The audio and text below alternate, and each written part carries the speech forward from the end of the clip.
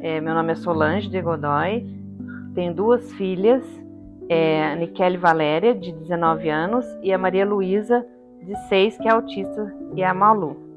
Meu nome é Renan Jacob de Souza, eu sou pai de uma menina autista, a Maria Luísa Malu.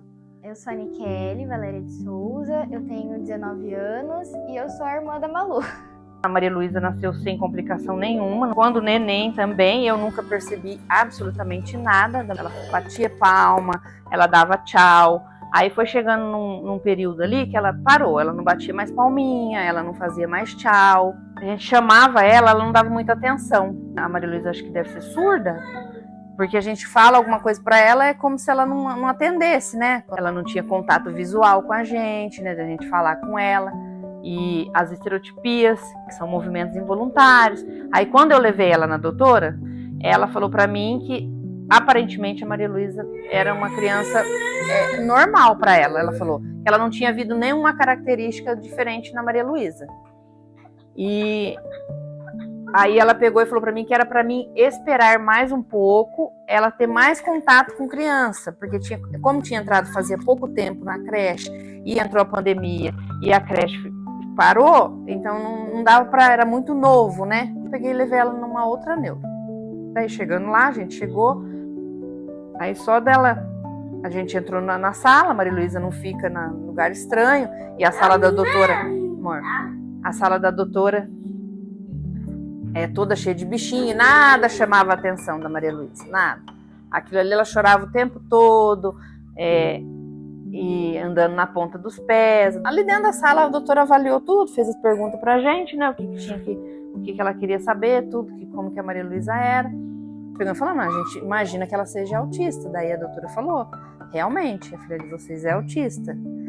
E daí assim, na hora, porque todo mundo fala assim pra mim, você encara super bem, né, o fato da sua filha ser autista, né.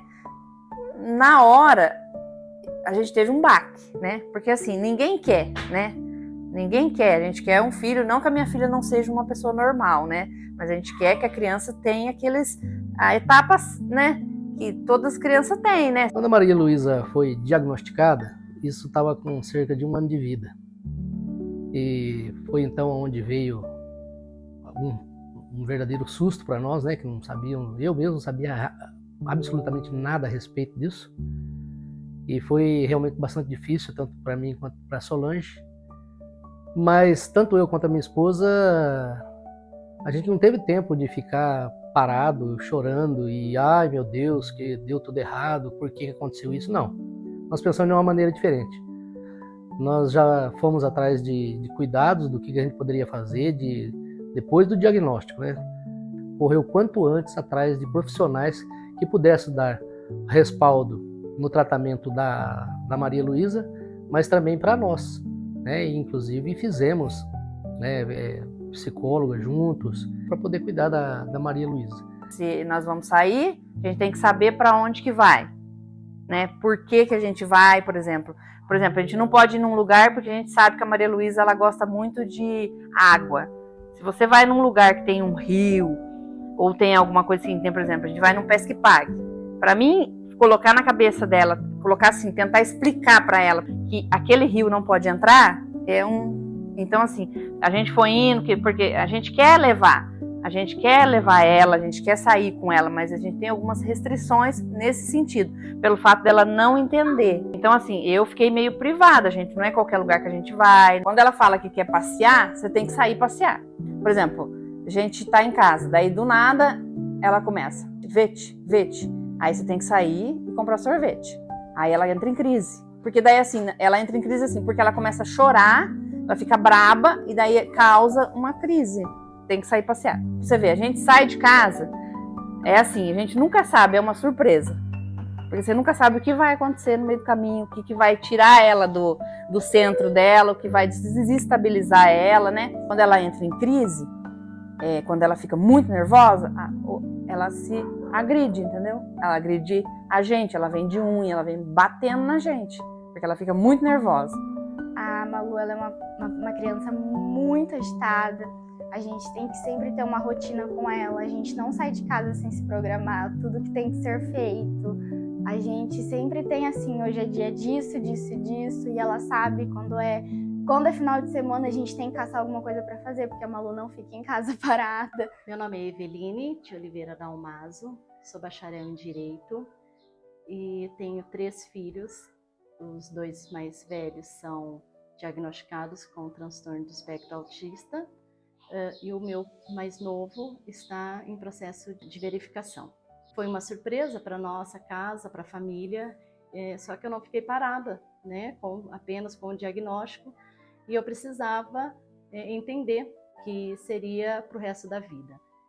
Comecei a fazer uma pós-graduação na educação especial, terminei para poder compreender, para poder fazer na minha casa todo o tratamento também que era feito nas terapias, e comecei a ter mais clareza com os direitos que eles precisavam ter. Alguns direitos, como por exemplo, a vaga do carro, atendimentos prioritários que as crianças precisam devido à situação do transtorno do dia que eles estão passando. Eu fui também estudando até sobre as escolas, né? O que a escola deveria fazer com eles, né? O que era necessário para eles aprenderem. E hoje ela está com 19 anos, descobrimos que esse ano o Enem está mais preparado para a correção dessas redações das crianças com TEA, com neurodiversidades, na verdade, onde a redação ela é corrigida de acordo com o transtorno. Já o meu do meio, né, ele tem 16 anos, ele também consegui com ele todo o PI dele, que é o Planejamento Educacional Individualizado. Então, tem direito a meia entrada na cultura, lazer. As famílias têm isenções do IPVA, conseguem, quando o carro é 0, conseguem um desconto também na compra do veículo automotor, porque nós moramos aqui no Paraná, então nós temos que buscar as leis do Paraná, onde nós temos esse código estadual que foi agora sancionado. Vou falar para vocês, a lei é 21.964 de 2024, que é o Código Estadual da Pessoa com Transtorno do Espectro Autista.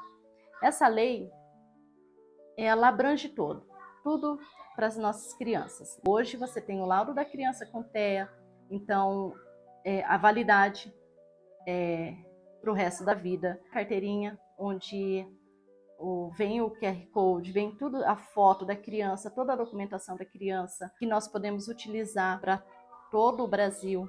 E aqui tem direitos para pessoas, animal de suporte, atenção à saúde, a atenção à educação também. Sempre que eu preciso para alguma situação, eu me respaldo a ela. Essa lei, né, abrange tudo. Meu nome é Úrsula Boreal Lopes Breviglieri, eu tenho 24 anos, sou socióloga, eu sou uma mulher autista, estou cursando Direito e agora começando meu doutorado em Sociologia. Eu recebi o meu diagnóstico há cerca de 4 ou 5 anos, depois de um longo processo ao longo da minha adolescência, da minha infância. Eu nunca consegui atingir um processo de um diagnóstico específico durante esses períodos, né? Especialmente por ser uma pessoa de grau de suporte 1, e a gente sabe que esse grau de suporte mais baixo, muitas vezes ele é invisibilizado sobre pessoas autistas, sabe? Mas eu vejo que há diferentes aspectos que me ajudaram muito no meu desenvolvimento. Então, assim, sempre tive muito apoio dos meus pais. Namoro, estou aqui com a minha aliança, tenho uma companheira que está sempre aqui comigo e também, assim como a família de crianças autistas vivencia questões como as minhas crises, os meus momentos de hiperfoco e outras coisas. Tenho minhas dificuldades, tenho minhas crises, preciso de adaptação no ambiente educacional muitas vezes, preciso de adaptação, de compreensão dos professores, dos colegas. Desde pequena também sempre fiz aula de musicalização. Sentar numa sala de aula, hoje a Maria Luísa não senta e fica lá. Ela fica um pouquinho na carteira, daí ela dá uma volta, corre. Ela faz ensino regular na parte da manhã e escola especial na parte da tarde. A gente vai deixar ela o ano que vem só na regular, para ver se ela dá mais um avanço, né? Que a gente, como se diz, a gente sempre tem uma esperança, né? De que a Maria Luísa, porque desde quando a gente descobriu que a Maria Luísa era autista, a primeira coisa que quando eu fui na fono foi perguntar se a Maria Luísa ia falar um dia, né? E a fono falou para mim que ela não sabia. Ela falou assim: mãe, eu não posso falar para você se a Maria Luísa vai falar, porque ela pode, hoje a gente está aqui, ela pode começar a falar, de repente daqui 1 ano, 2 anos, né? Então assim, foi difícil. Daí, só que assim, não...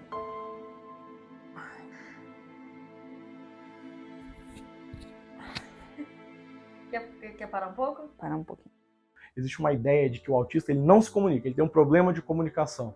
E aí quando a gente explora isso mais, a gente descobre que na verdade ele tem comunicações alternativas. E eu falei da música, e eu acho que isso é muito relevante para mim, porque isso me deu novas formas de expressão. Pessoas autistas que não falam, mas se escrevem muito bem. Eu acompanho uma menina que eu acho fantástica, e ela absolutamente não fala, ela quase não verbal, e ela escreve textos maravilhosos. A Malu, ela é uma criança que ela adora abraço. Ela, da gente que é mais próximo dela, né? Ela adora carinho, ela gosta de ser apertada, porque ela gosta de sentir a sensação. Então não é só as crises que às vezes as pessoas presenciam, e sim tem essa questão de afeto. Então eu acho que a sociedade precisa conhecer melhor essas crianças, né? Não só do autismo, como outras neurodiversidades, conhecer melhor para não julgar o que não sabe. Quando você entende o transtorno, você aceita. Eu sempre fui muito agitado. E com a chegada da Maria Luísa, eu passei a ser mais amoroso, mais carinhoso, né? Até porque dela mesmo, das atitudes, da necessidade. E aí não era só dela, da minha necessidade também. Então eu passei a ser uma pessoa mais calma, mais tranquila. A Malu mudou completamente a minha vida e... eu vou chorar. E completamente a minha visão de mundo e de sociedade. Eu fazia magistério quando a Malu nasceu. Odiava fazer magistério porque não era algo que eu queria não queria ser professora, eu não queria trabalhar na área. Então não era algo do meu ver, então eu não gostava de estar ali. Quando a Malu nasceu, a gente descobriu que a Malu era autista, eu tive um outro olhar para essa área da educação. E sempre que a gente ia fazer estágio, eu procurava saber se tinha alguma criança com alguma deficiência na sala, que a gente pudesse fazer alguma atividade diferente, porque eu tinha isso em casa e eu queria fazer diferente para as outras crianças também. Então o magistério fez a diferença ali nesse olhar e a Malu para isso. Eu faço pedagogia agora, quero tentar fazer psicologia e ir para a área da educação especial. Trabalho como secretária numa clínica de fonoaudióloga e lá eu aprendi muitas coisas também. Eu sou assistente terapêutica, eu levo o que a criança faz dentro da terapia para a vida social dela. Trabalhar dentro da escola, o social ali com os amigos, o que a criança não consegue realizar sozinha, eu tô ali para auxiliar. Então a Malu teve toda essa vantagem, porque eu não ia ser nada disso se não fosse ela. Porque até quando a gente conversa, eu com meu namorado, de fazer alguma coisa, sempre tem a Malu no meio de tudo que a gente for fazer. Um corrige o outro, um ajuda o outro. E é os três o tempo todo. E realmente, olha, ninguém fala, ó, papai do céu, me dá uma filha autista. Ninguém fala isso. Mas quando a filha vem, ou o filho vem, no meu caso, minha filha, olha, você fica tão grato a Deus, porque é uma pureza, é um amor tão singular que você, eu acho que passa a se amar até mais aprendendo com a própria filha. Meus filhos, eles são inteligentes, eles são amorosos, são companheiros, realmente eles são companheiros, eles são amigos de todos. E eles são maravilhosos. Realmente nunca pensei em por que eu tive, né? Eu acho que é por isso que Deus me deu 3. O que nós temos que pensar é que eles vão se tornar pessoas autistas, eles nunca vão deixar de ser autistas. Então eles precisam aprender a controlar o que eles têm. Eu quero que a Malu seja capaz de fazer todas as suas coisas e a gente trabalha nisso agora para que ela consiga realizar tudo que ela conseguir sozinha. Porque a gente não quer sempre estar ali como um apoio. A gente sempre vai estar ali como um apoio. Eu imagino na vida da Malu sendo a irmã babona desde sempre.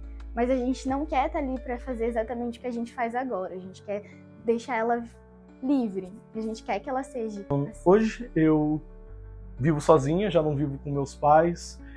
Moro sozinha já tem cerca de 6, 7 anos. Inclusive isso fez parte do meu processo de chegar até o diagnóstico junto de equipe multidisciplinar, psiquiatra, psicólogo, né?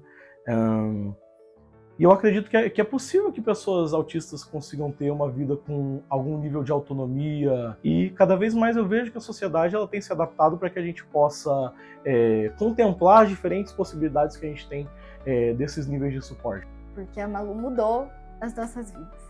É um presente de Deus.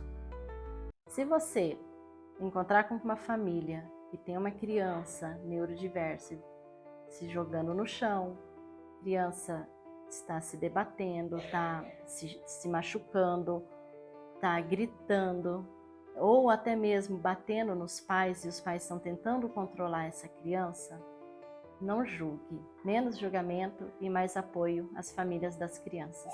Toda pessoa autista, seja ela criança, adolescente, adulto, idoso, merece ser respeitada, ter as suas formas de ser, de se expressar respeitadas, o seu jeito de estar no mundo respeitado e valorizado. É isso.